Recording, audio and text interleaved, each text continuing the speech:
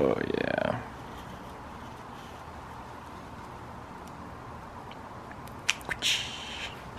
Seal of approval. That's the E90. Hello.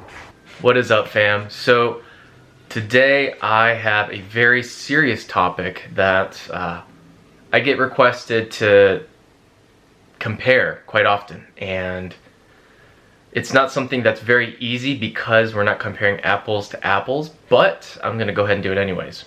The topic is, what do I like more, the M3 or the 335? And I'm gonna go ahead and kind of break down, I'd say like maybe like 10 different points on each as to why I may like one or not like the other or whatever it is. So, but before we get to do that, I want to go ahead and show you a couple things. First thing is carbon trim. So we've been working diligently. I know we have a lot of orders for these, but I apologize to everyone. It's been delayed, and I actually took them off the market just because we've been so backed up with everything, but we're slowly trying to get back to it. So I'll go ahead and have these probably available again in the next, I'd say, few weeks. I don't want to say too soon, but a few weeks. We have got a couple we've got to finish up, and we'll go ahead and get them back up there for you guys to purchase. That said, we've got a few other things that I am working on. So you guys saw the E92 mirrors. The E90 mirrors is what's next. So let me go ahead and show you what we're working on here. So this is kind of a rough, I guess I'd call it a prototype. But here's the E90 mirror in all its unpainted glory. So you can see here, and then we'll of course have the wing part of it. But that's kind of what we're expecting. This is E90, so the base is different for E92, so we've already done that. That one's gonna go into production real soon here now that we're done with the prototype, but this is the E90. And it's gonna go ahead and fit all E90s. That includes E91. There are two different kinds. These I have 3-pin. So if you don't have the 3-pin, you're gonna have the other kind, but this one's gonna have the power folding, the tilt, the mirror, the auto dimming, etc. So that's the fully functional one. So we're kind of just start with the fully loaded first, and then we'll move around kind of to the other ones. So got the other ones kind of moving on here. So I'll get this finished up hopefully today, and then I'll get it painted and all that kind of stuff, and then we'll go ahead and have an E90 set done so that we can release it and then go to the next one. I should say getting into producing it, probably a better way to put it. Working on a lot of boots. Got a ton of orders. These are all suede red, yellow, blue. I've got tri-stitching, but all these booties that we're working on. And just to give a quick example of the finished outcome. So this one doesn't have the carbon handle, but you can see here this one's got the yellow stitching, fully OEM converted over. So today my main goal is I want to get this thing installed and set up. It's the QuickJack. Where is that? Oh, here it is, QuickJack. So that's kind of what I'm doing. If you guys don't know already, this is a great solution to having one of these standard jacks. It's in between a lift and in between a jack. So as you can see, it gives you that cool ability to just pump it right up onto the car. This is, I think it's made by like Benpack, so it's a pretty good lift company. So they're high quality, but I'm gonna go ahead and, I'm not gonna show you guys, but I'm just gonna go ahead and install that today. That's kind of my goal. Pretty stoked. If you guys don't know already, these are I think like $900 at Costco. They're on sale, they're 200 bucks off, so get it ASAP. And of course I'll show you guys in a little bit kind of how that works. All right, so I made a huge mess, but I just finished up. This is the QuickJack. So I probably should put my car on it, but oh well. But here you get the idea. So one side, the other side, there's the main unit. Here's the up and down button. So this controls everything. I'll just go ahead and stand on it for now.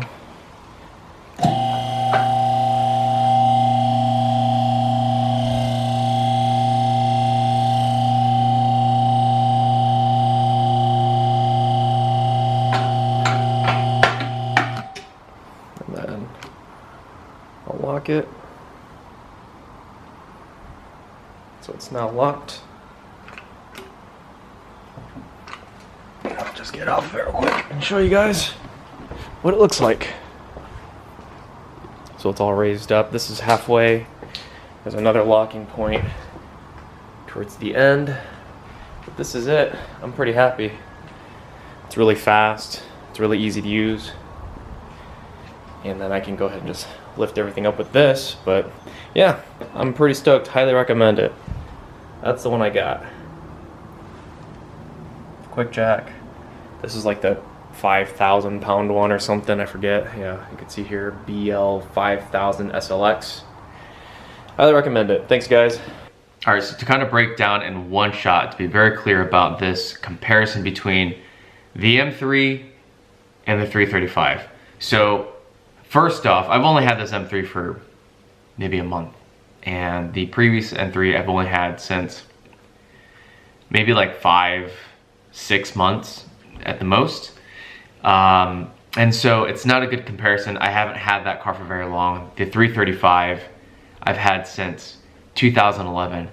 I just rolled over 8 years. So I know a lot more history, I have a lot more experience with 335. But anyways, to kind of give you the answer anyways, let's get right into this.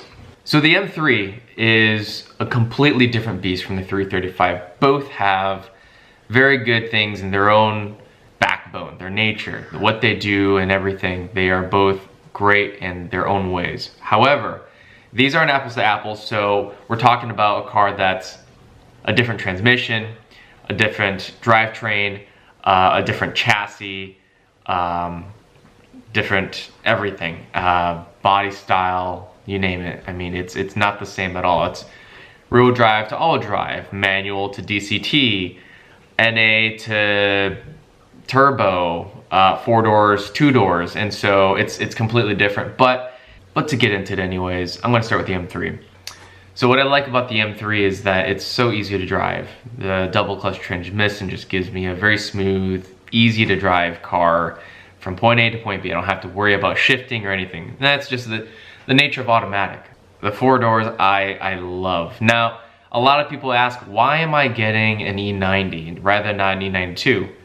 I actually think the E90 looks better. That's just my opinion. I think the E90 actually is much more well-rounded than the E92, but the main thing is the long doors. The E92 has such crazy long doors. When I open it, I can only click it twice before I have to squeeze out into the parking lot. If I'm in, a parking lot like a garage or something like that, if I go to the mall and I don't have a choice, you can't get out very easily. E90, you can swing it wide open and walk right out. It's pretty nice. So having that is probably the biggest plus for me. Who can forget about the engine? So the engine is something that I love so much about the M3. The S65 with its high revving, roaring V8, it sounds good, it feels good, it picks up nicely. It's quite reliable. You do your basic maintenance and it's a good engine. It's really strong, and most importantly, it carries the power band throughout because it's such a high revving engine. The double clutch transmission, I said before, it's really smooth, it's nice to have, but it shifts really nicely. Shifting up, shifting down, giving you that option is just something that no matter how good of a driver you are, the 6-speed will never match. And it also comes down to efficiency and everything. It's such a smooth, it's not like your SMG, it's not clunky. I've driven Aston Martins that, is clunky. It's not like that. It's actually a really good transmission. I love that thing, way much more than the 6-speed. I love driving 6-speed, but that transmission is just hard to beat. Hats off to you, BMW. Drivability, so the handling in the M3, far superior. If you've driven both before, you know what I'm talking about. If you haven't, you have to drive an M, you have to drive a similar year model 3 Series. They're not gonna be the same. You're gonna get into one and it's gonna feel like it's a totally different car. I don't know how to explain it, but it just, even if you haven't driven the car or even started the car, it just feels different.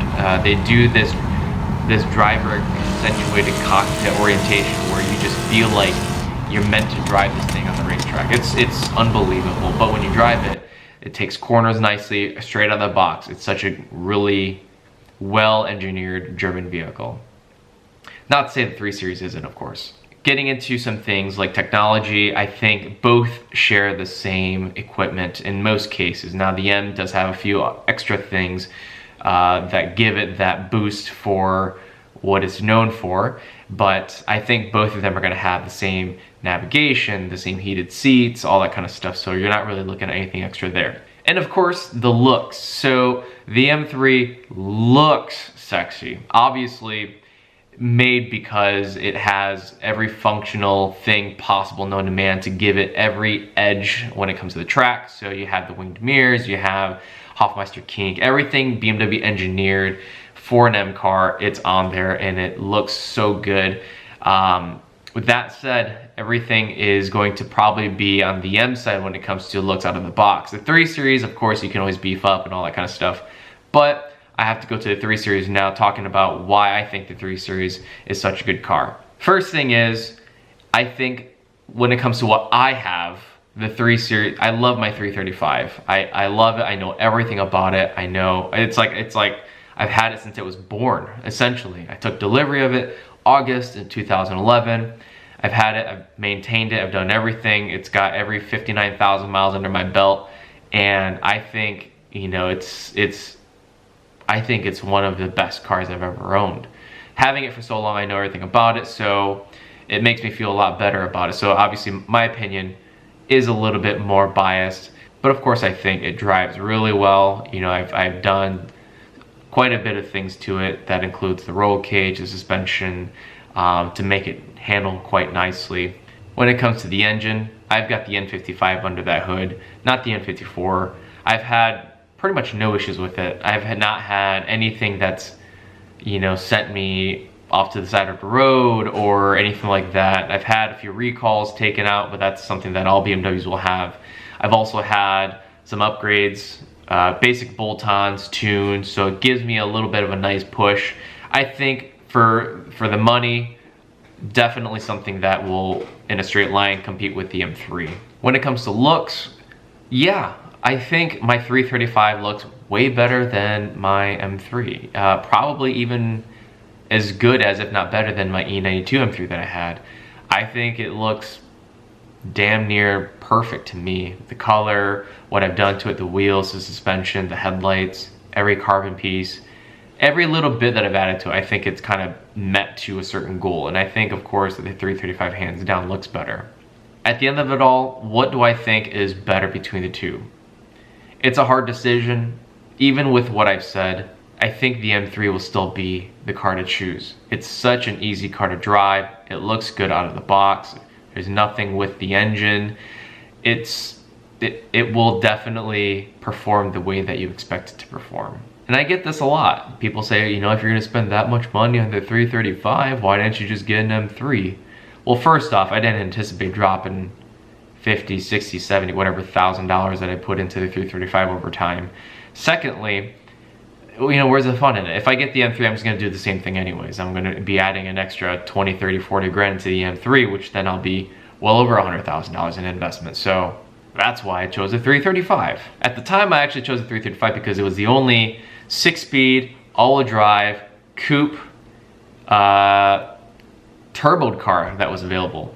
And that's why I chose that car, particularly because the only other option was like remotely even close was like a Mazda Speed 6, Subarus, Audis. Those are the only cars that came turbo 6-speed all-wheel drive at the time. Well, I hope that answers your question. I look forward to doing the same thing with the 335 when it comes to the N55 versus the N54. I've acquired a lot of knowledge over, you know, owning this car and kind of being, I almost want to say, the face of the community when it comes to the E90, E92 stuff, for the 3 Series that is. I really hope to inspire a lot of you guys, really hope to educate a lot of you guys, and more importantly, give you guys, you know, some helpful creative ideas when it comes to whether it be modding or just maintenance or finding a car maybe if you haven't gotten one. So that's why I'm here. Like I said, I truly love both cars, but at the end of the day, I think the M car, I think, is just probably a better all-around car, but that doesn't mean I like the 3 Series any less. I think my 335, I have a more emotional tie with when it comes to the M3, but I think the M3 is just a more fun car to drive. Plus, my 335 with the Garage Queen, it doesn't get any road time, so that doesn't really help. Anyways, I hope you guys enjoyed watching. I'm gonna be making a few more things. I've got the front bumper coming for the M3 soon, so stay tuned if you wanna see that. I've also got the headlights that we're working on coming in for that as well. So we'll be working on a few things when it comes to that. So I'm gonna go ahead and put it on my new lift, get some things done, and then more importantly, get some new things coming for that probably soon. Gonna put on a different exhaust, and we'll be working on a few basic mods. After that, I think it's time to reveal the new car. So, and of course, thanks for watching. Don't forget to hit that subscribe button. I'm almost at 10K. At 10K, we're gonna do a huge giveaway. I'm looking to give away some cool things, and not just products, but you know, some cool prizes that I think is gonna be well worth your time. And I look forward to making sure that there's no purchase necessary. It's gonna be available for everyone. Every 10,000 people that's gonna be subscribing will be eligible. So stay tuned, hit that subscribe button. We will see you guys on the next one. Peace. Down we go.